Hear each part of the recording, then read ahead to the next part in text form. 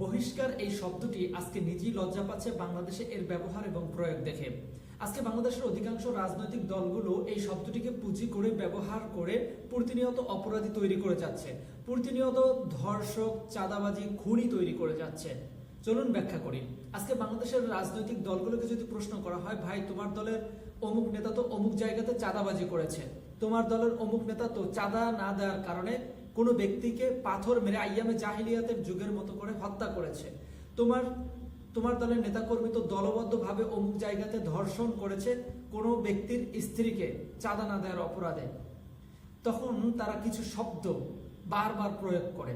সেই শব্দগুলো হচ্ছে, আমরা তো তাকে বহিষ্কার করেছি, আমাদের দলে এরকম চাঁদাবাজদের প্রশ্রয় দেই না, আশ্রয় দেই না, আপনারা জানেন এতজনকে বহিষ্কার করা হয়েছে, আপনারা আরো তথ্য দেন, আরো লোকদেরকে বহিষ্কার করব, ইত্যাদি।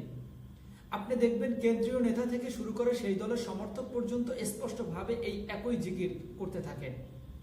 তাহলে আমার প্রশ্ন আসে, ভাই তুমি যদি তাকে বহিষ্কার করো, শাস্তি দাও, তাহলে তো তোমার দল থেকে অপরাধী তৈরি হওয়ার কথা নয়। কিন্তু আমরা দেখছি তুমি একজনকে শাস্তি দিচ্ছ আর একজনকে সুযোগ তৈরি করে দেওয়ার জন্য। অর্থাৎ তুমি একজনকে বহিষ্কার করছো, আর একজন সেই জায়গা দখল করতেছে, বরং তার থেকে ভয়ঙ্কর রূপে। আমি দেখতেছি তুমি একজনকে বহিষ্কার করতেছো, তার মানে হচ্ছে তাকে সরিয়ে আরেকজনকে সুযোগ তৈরি করে দিচ্ছ, সে যেন চাঁদাবাজি করতে পারে, ধর্ষণ করতে পারে, হত্যা করতে পারে। এই সুযোগ তুমি তৈরি করে দিচ্ছ। যদি তুমি শাস্তি দাও তাকে, তাহলে তো তোমার দল থেকে প্রতিনিয়ত এগুলো তৈরি হওয়ার কথা না। তুমি একজনকে শাস্তি দিচ্ছ, আরেকজন তৈরি হচ্ছে, তাকেও শাস্তি দিচ্ছ, আরেকজন তৈরি হচ্ছে। তার মানে তুমি একজনকে সরিয়ে আরেকজনকে সুযোগ করে দিচ্ছ। তুমি যখন দেখো যে এই ব্যক্তি প্রফেশনাল ভাবে এই কাজগুলো সম্পাদন করতে পারে, দুর্নীতি করতে পারে, চাঁদাবাজি করতে পারে, হত্যা করতে পারে, তখন তুমি তাকে সরিয়ে আরেকজনকে সেই জায়গায় দিচ্ছ।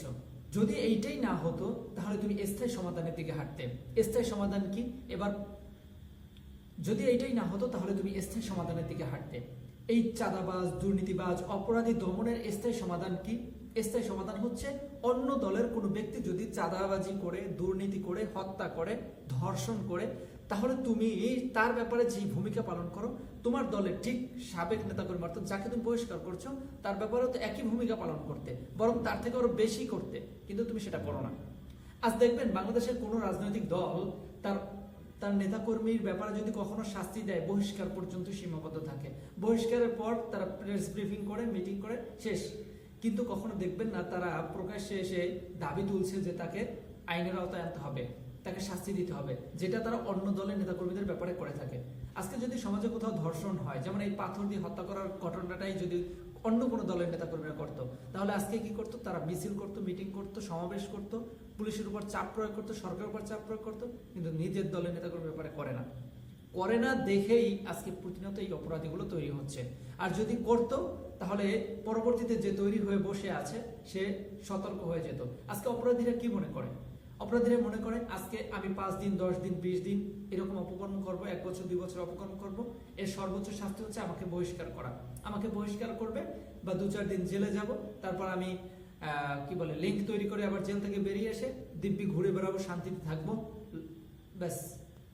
এটাই মনে করে। আর এই কারণেই অপরাধী তৈরি হচ্ছে। আর